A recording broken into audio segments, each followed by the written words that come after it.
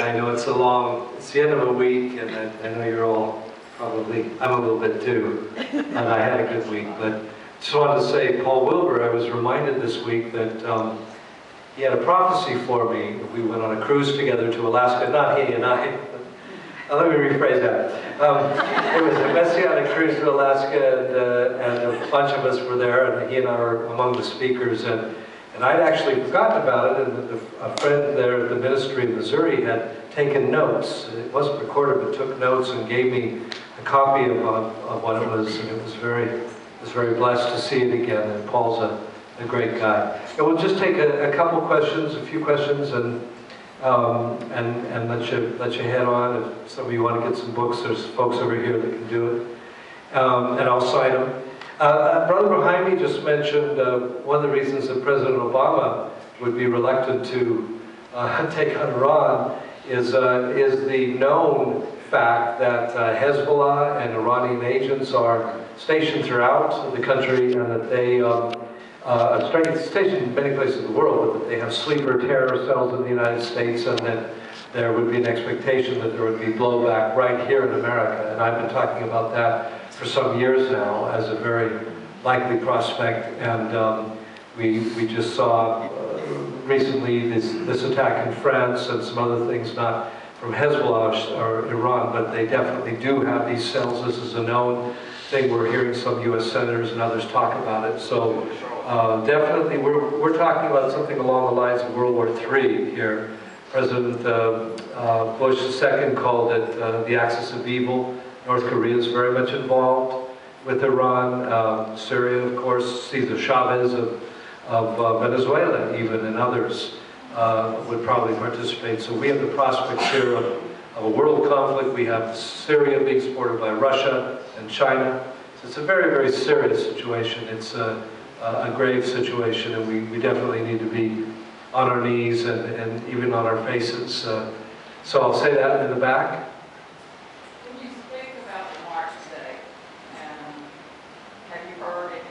I actually haven't, because I was flying, you know, I went off this morning at 8 o'clock to go to the Springfield, Missouri airport, and have been in the airports all day, and then didn't have time to check the news. I did note, while I was running out of the hotel room, I did turn on the headlines on the CBS Evening News. I used to work for CBS, so I usually turn that on. And the main story was about the lottery being so high. And then they mentioned 3 or 4 other things, and none of them was about Israel, so I presume nothing major. But if anybody heard, give us an update. But I don't, they were saying that they were hoping it would be peaceful, and I will be looking at the details later on. But, you know, just underlying it is, of course, again, the Islamic desire to see the Jewish people removed from being any influence in Jerusalem, which is absurd since it's been Judaism's holiest site for 3,000 years on earth, and for the Muslims, a holy site, one of many, for just half that time. So their demand to take exclusive control of it is ridiculous, and the Iranian parliament was the main sponsor of the whole thing, and again, they're just trying to stir up trouble in preparation for whatever's coming, else is coming. I'm curious how this information is uncovered. How do you find out all of these things? How do you find out what you know? Oh dear. all sorts of ways. And I'll say that because what I hear and what I see is like pandemonium. Control chaos. So how do you get to the truth of what's happening? Well, you know, for one thing, in my personal case, I've lived over there the majority of my life, so I know the area and the situation very well after all those years of covering it and being in those different countries and studying it. And I have a lot of personal contacts. I have contacts in Israeli intelligence, and I have some Arab contacts that pass on information, and this and that. There's a lot of sources, a lot of ways to sort of find out what's happening. Well, I'm not saying just you as an individual, but how does anyone uncover what is going on? Well, I think, and I don't want to sound hyper-spiritual here, but prayer is a key, really, because, you know, we some of these things are spiritually discerned. To understand the depth, for instance, of Iran's hatred for Israel, you have to look back at Hitler telling his generals in the last year of World War II, no, we're not going to take the trains and take necessary troops to the Eastern Front to win the war. We're going to keep taking Jews to their deaths with those trains. I mean, it was militarily a totally illogical thing for a leader to say that. It was totally irrational. But it wasn't rational. It was coming out of a spirit, a spiritual force that had taken the man over. He was demonized totally. And it's a force from hell that wants to see God's plans and purposes thwarted, and the Bible proved to be false, and the prophets not proved to be true, and etc. So Islam, as I say, not publicly very often, but Islam is Satan's ultimate religious answer to Yeshua's coming to this earth.